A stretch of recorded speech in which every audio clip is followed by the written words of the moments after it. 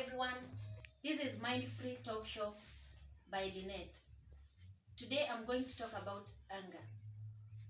And from my previous videos, I talked about mental illness, whereby anger was one of the mental illnesses that I talked about. So it is said that it's good to control anger before it controls us. And anger, for one to know that you have anger, your blood pressure and also your heart rate goes very high. That is when you know that you have anger. Anger can be acquired through several ways. For example, it can be externally or internally. And one should watch out for things like maybe you are in a jam and you feel very angered. Maybe at workplace you feel irritated by your co-workers. That is a sign that you have anger. Now, there are maybe you have gone through traumatic experiences.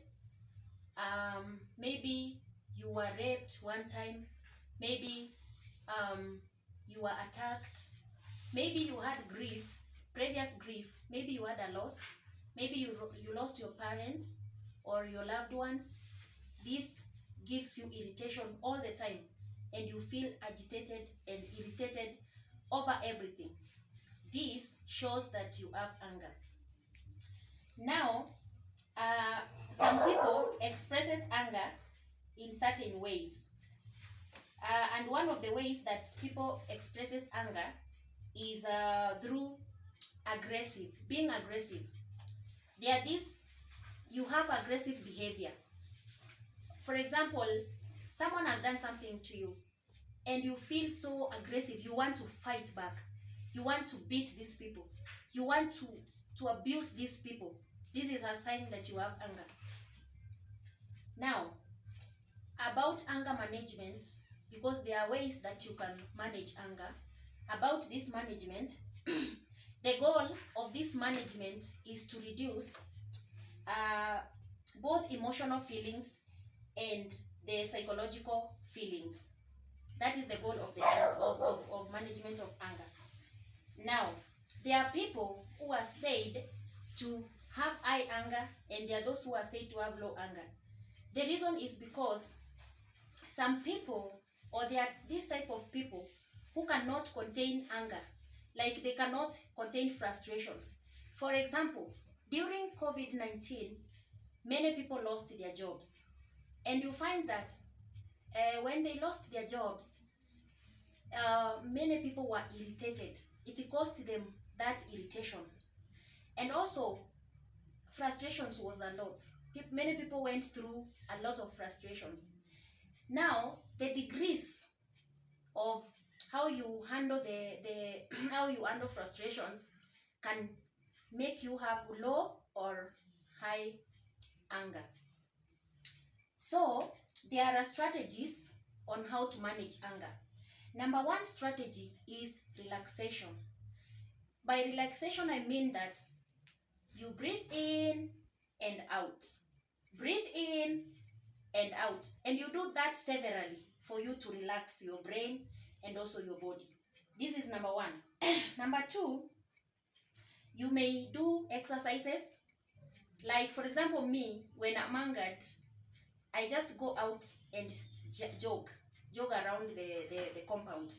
That one also releases the anger, the emotions. Another thing that you do is solving the problem. Remember I said there are those people who get anger from abuse, from the previous abuse. Maybe they were abused, maybe they had trauma, so they are angered out of that experience. So for this kind of people, it's good they go down memory lane and sort what causes them anger. For example, these people, for example, one time someone had been raped. So for this kind of person, you need to get a counselor so that you can go through counseling processes for you to relieve that anger that you have. Another way of or reducing anger or managing anger is better communication. They say that when you're angered, it's not wise or it's not advised for you to start making decisions, because at that moment you will not make proper decisions. For sure you will not make proper decisions. So it is advised that you slow down while making decisions. You think while making the decisions, and at the end of the day you will make the right decisions, because if you're angered you can never get it right. Another way is use of humor. There are people who are comedian. You say something and it makes someone happy, so you can use that to release your anger. And also you can also change your environment. For example, there's a friend of mine who had a miscarriage, and this took a very long time in that grief. She grieved for a long time. So at the end of the day, because number one, when she looked at the house where she was living, she remembers that episode all the time. So this kept her crying all the time and not wanting to do anything whatsoever. So what happened to her is that she decided to move out of that house. And the time she moved out of that house, that is when she got peace. She found peace. So changing of that environment where you stay that causes you to be angered can also be a management skill. Also, you can also avoid. Like for example, there are places you go that reminds you of something.